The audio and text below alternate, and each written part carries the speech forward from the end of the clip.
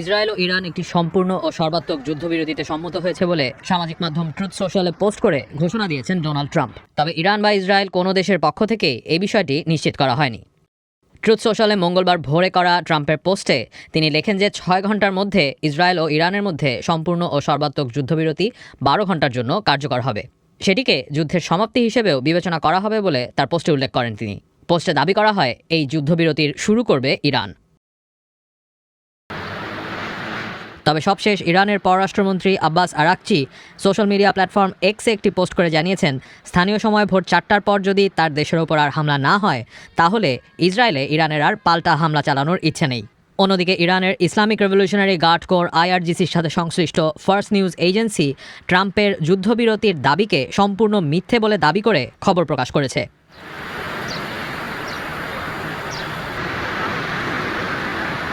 ইরানের রাষ্ট্রীয় ও অন্যান্য সংবাদ মাধ্যমগুলো ট্রাম্পের এই ঘোষণাকে এখনও দাবি হিসেবেই উল্লেখ করছে এবং আপাতত তারা সতর্ক অবস্থান নিয়েছে বলে জানা যাচ্ছে। ইসরায়েলি ডিফেন্স ফোর্সেস আইডিএফও রাতে তেহরানের 3টি জেলার বাসিন্দাদের সরিয়ে নেওয়ার নির্দেশ দিয়েছে। মঙ্গলবার ভোররাতে ইরানের বিভিন্ন স্থানে বিস্ফোরণের খবরও পাওয়া গেছে। ইরান আর ইসরায়েলের যুদ্ধবিরতি নিশ্চিত করতে কাতারের প্রধানমন্ত্রী শেখ মোহাম্মদ বিন আব্দুল রহমান আল থানি সাহায্য করেছেন বলে ওই আলোচনার সাথে যুক্ত কয়েকজন মার্কিন কর্মকর্তা সংবাদ মাধ্যমকে জানিয়েছেন। নাম প্রকাশ না করে আমেরিকার সংবাদ মাধ্যম সিএনএনকে কর্মকর্তারা জানান, কাতার সহ ওই অঞ্চলের মার্কিন সামরিক ঘাঁটিতে ইরান হামলা চালানোর পর ইরানের কর্মকর্তাদের সাথে মার্কিন প্রস্তাবের বিষয়ে ফোনে কথা বলে কাতার।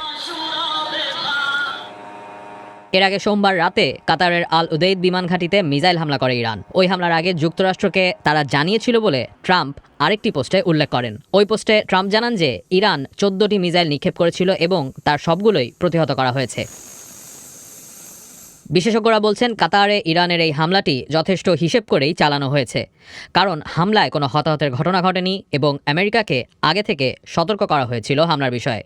যুক্তরাষ্ট্র ইরানে যেমন 14টি GBU-57 বোমা ব্যবহার করেছিল, তার সমান সংখ্যক মিসাইল ছোড়া হয়েছে কাতারের বিমান ঘাঁটিতে।